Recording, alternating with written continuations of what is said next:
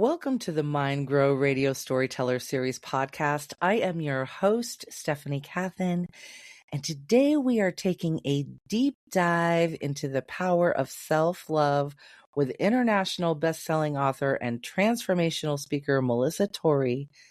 And I had the pleasure of connecting with Melissa at a networking event that we both attended, and her story freaking grew my mind. After rebuilding her own life through a 195-pound natural weight loss journey and complete personal reinvention, she now shares practical insights on identity shifts, resilience, and sustainable personal growth. Melissa is a contributing author to multiple internationally best-selling books.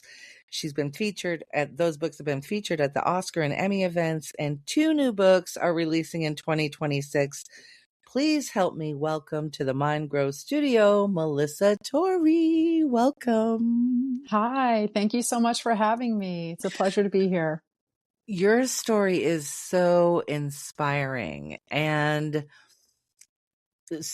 at such a deep level of transformation. Like 195 pounds is like a whole person. It's a 6-foot man. Oh Yes.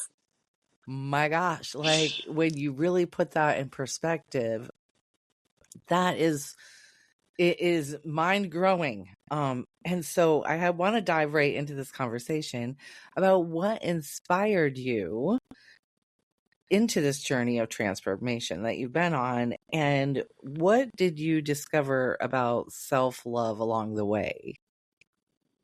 So let me answer the second question first. For me, and what I truly believe is that self-love is the key to unlocking everything in life.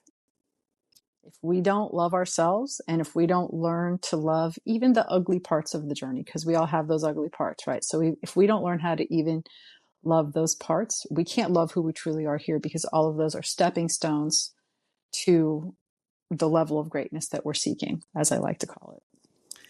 That's so powerful.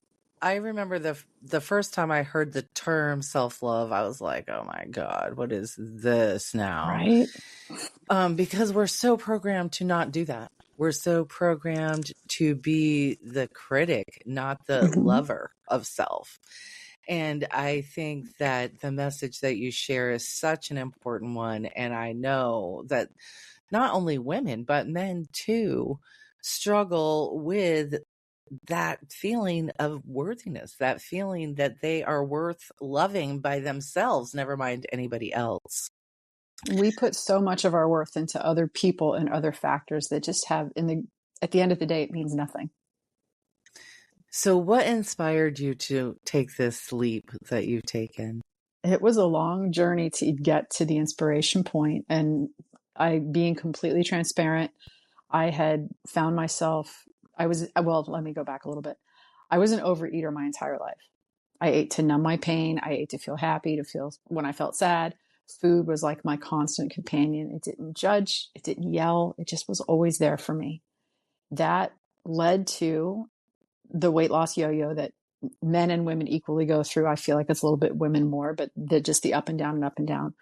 I found myself divorced at 32 after some multiple failed fertility attempts, so also childless, and it was my lifelong dream to be a mother. Side note, I am 55 and do not have children, so that dream never came true. So about 12 years into living on my own and learning how to navigate life, I found myself weighing 320 something pounds. And I say 20 something because I don't know the actual number. It was 320 when I got the courage to finally step on the scale. Wow. With that, I will share that the epiphany moment, as I call it, was December 26th, 2014. And sometimes we're like, do you ever know the moment your life shifts? Yes. I was sitting at home by myself at 10:30 in the morning with a half a gallon of ice cream in my lap, eating it straight out of the carton. And I was pouring chocolate syrup on top. And I just stopped and I said, what are you doing? Like, seriously, what are you doing? And then I truly believe it's like, if you don't stop, you're going to be dead before you're 50. And then I got up and poured the rest down the drain. Which in the moment takes an incredible amount of courage, because you're not only facing something head on, you're deciding this is no longer for me. I no longer want to be this Right. identity. Mm-hmm. And you talk a lot about identity shifts.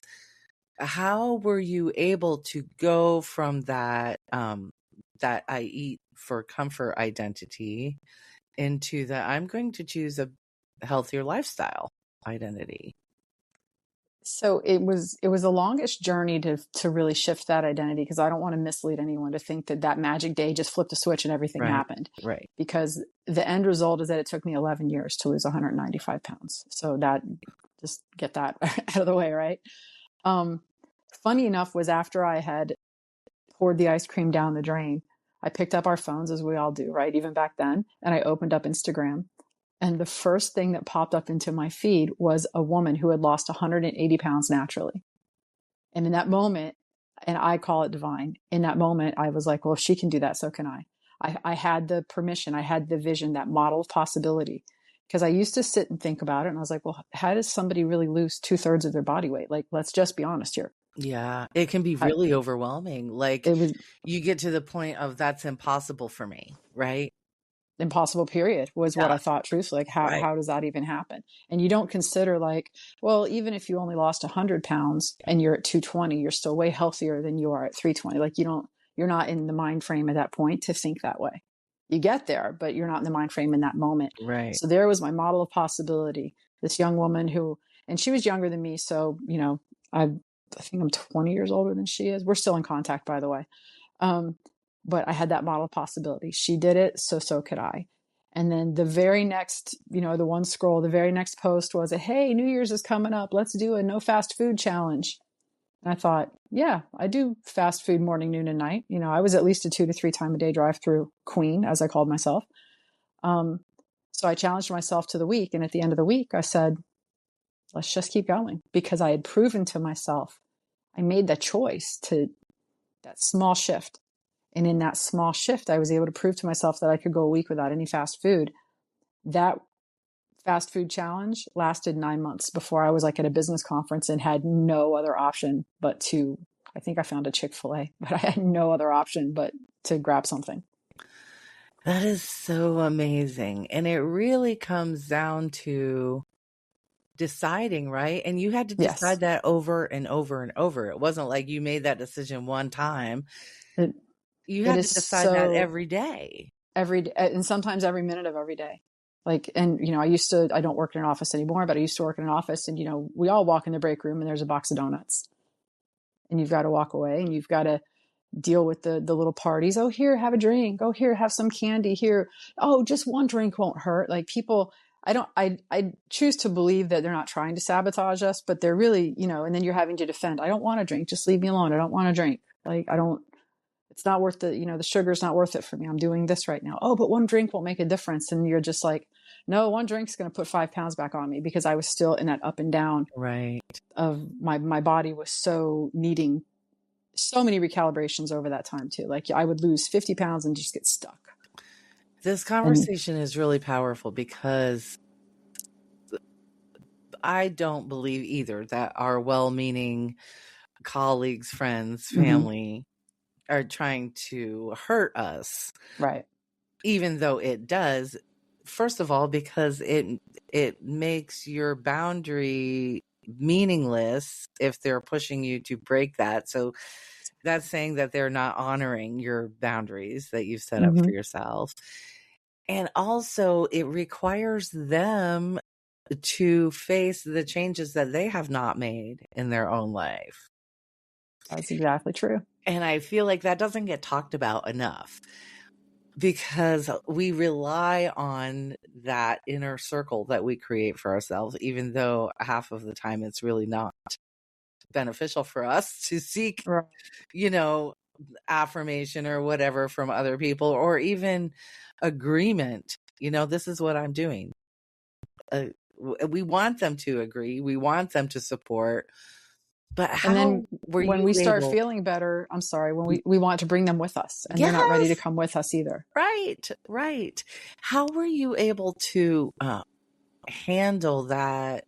For my journey, like I found I lost a few people along the way. Yes.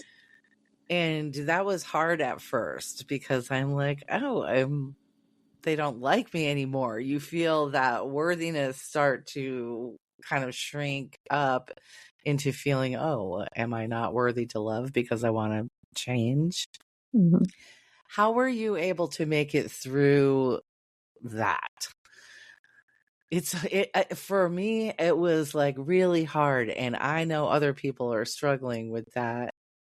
Their circle shrinking.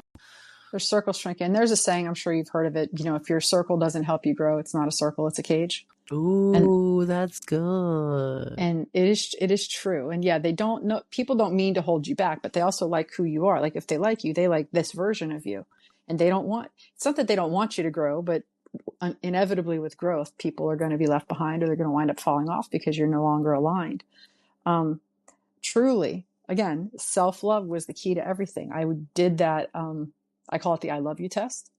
When you look in the mirror and you say, and you mean it, I love you, Melissa. And that took a good month for me to be able to do. I would look in the mirror and cry. I would look in the mirror and say, not today. I'd walk away. I'd say, I'm starting to like you.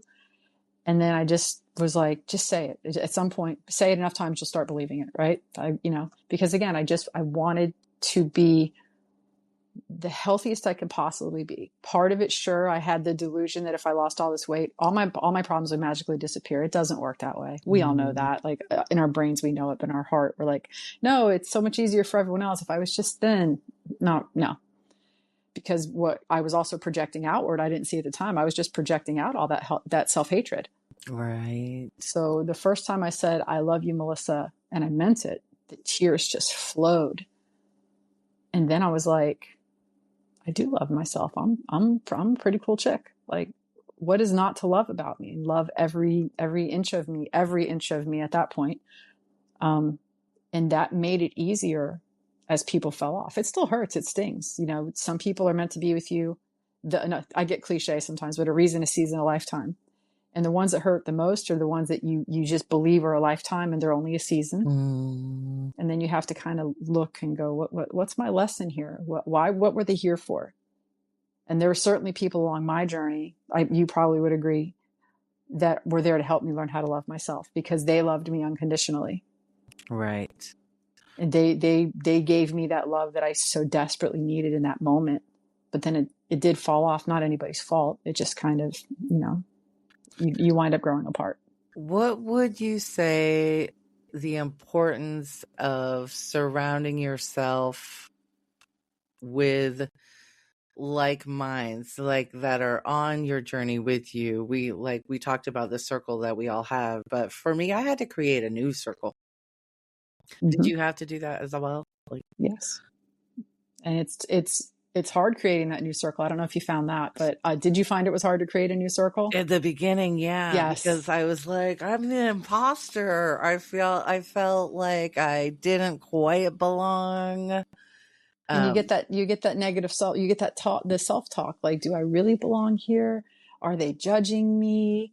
I don't know what they're talking about. I'm faking it till I make it. I don't want to, I'm being inauthentic to myself. Like all the stories that we tell ourselves in the middle of that, right? Yeah. But we belong in any room we want to be in. I love that. It's so direct and honest and truthful. We belong in any room we want to be in. Mm-hmm. I think we should all write that down and hang it all over our house so that we see it everywhere. Because how many times has that feeling of fear stopped you from entering a room that you really wanted to be in, but you didn't feel like you belonged, that you really felt would benefit you, but you were scared to even move forward, right? Or even you go to the room and then you just sit in the back. Right. You just kind of sit in the back and you don't participate in what's going on over there because that's for them. It's not for you. And no, darling, it is for you. That is so good. Can you share maybe some tips or tools or anything that you use to help you shift into that person who felt like she belonged in any room? Yeah. There's so many. So the first one is definitely the I love you test, as I call it, but just being able to look in the mirror and say that I love you. Because also with shedding 195 pounds, I had to learn to love many versions of myself, because body dysmorphia, not what we're talking about, but that's a real thing. So even when you lose weight and your body changes, you still don't look like what society says you're supposed to look like. So self-love is that key to unlocking the door, for sure. After that, I did a lot of powerful affirmations. I would write my own affirmations on index cards. And when I was in the office, especially with some of the other stuff that would go on, I'd have my little index cards next to my keyboard or my purse. And if I needed something, I would just pull it out. And I would say, if things got really stressful, I would say, that's not true. I choose peace. I let God decide what's best for me. And I would just kind of repeat that over and over and over. And then the other thing I highly protect is to keep your energy field clear. If people feel icky, they're probably icky. Like trust your intuition on certain things. And not that they're icky. I think you know what I mean. Right. But if you're getting the ick, if you're getting something, if they're, if their energy is just not good for you, keep them at triple's arm length. Like you're not obligated to attend every situation that you're invited to. Let's talk about that for a second, because how many things do we involve ourselves in because we feel obligated, and half of the time it's nothing to do with who we are. Like, I feel obligated sometimes to defend. And that is a learning process. I've found, I'm getting better and better at that. But every once in a while, I still feel obligated to defend that I'm a woman, defend that I have my own mind, defend that whatever, fill in the blank. We all have that thing that we defend. And how do you make it past that point where you just don't give a shit anymore, where you don't feel the need to have to defend? I want to be there all the time. Well, when you get there, please grab my hand and bring me with you. Absolutely. Because I would love to be there too all the time.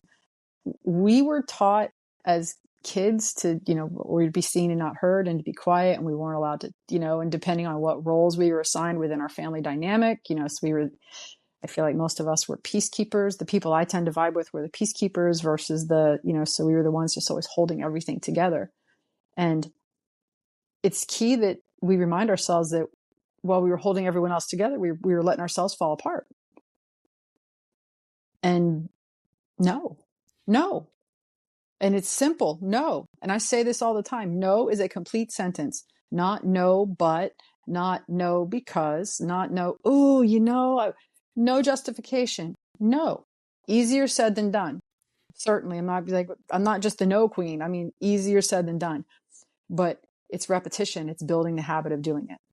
And when we establish these boundaries that we were talking about a little bit earlier, they have to be established multiple times. Right. Because people will push. Right. So it's knowing your worth, believing your worth. And if you slip up, you go, okay, where did I misstep? Self-inflection, right? Or not inflection, self-reflection. Look back. Okay, how did I misstep? Where did I misstep? And how do I do better next time? For myself, not for them, for me. How do I do better for me? That's the key, right? Because as women especially, yes, we're taught to be nurturers. We are taught to please the parent, mm-hmm. please the teacher, please the boss, please the husband, please the children, please the pets, please everybody. Mm-hmm. And we lose sight of our why, of why we want something. I remember I was like 42 before I was asked for real, what do you want? I'm like, what do you mean? I need to be this and I need to be that. Right. And they're like, no, what do you want? And I had never asked myself that before. And so doing it for you, and that is the meat of what inspired you on this journey altogether, right? Because you did it for you. You decided for you. No, I kind of also decided no one was coming to save me. Like, right. It's some people in life carry a heavier load for whatever reason. It's just the way that it is. And, nobody was going to lose the weight for me. No one was going to choose me if I wasn't choosing myself. So along with self-love comes the power of choice. I believe that everything is a choice and a decision. So even when we decide not to do something, we're making the decision to not do it. And some people get lost in, I can't, I won't, you don't understand. No, it's a choice. It doesn't mean it's an easy choice, but it is a choice nonetheless. Oh, and with those choices, we are so much more powerful than we give ourselves credit for, right? Absolutely. Like, yes. we're making choices every day that we don't even realize we're Mm-hmm. choosing. And so what you just said is just so powerful. Where can people go? I talked about in the beginning a little bit that you have 2 new books coming out Yes. in 2026. Yes. You want to tell us a little bit about them? I would love to. So the first book is coming out. It's a collaboration book called Discover the Gift of Joy. It is part 2 in the Discover the Gift series, which is a movie that is available on Gaia. And it's about each person's own innate gifts. So I am absolutely honored to be part of this global platform. This book it's actually printed in 26 different languages across the globe. So this is, when I say global, it's not it's a global. That's it's actually global. Amazing. My chapter that I'm contributing is called The Gift of Pain to Discover Joy.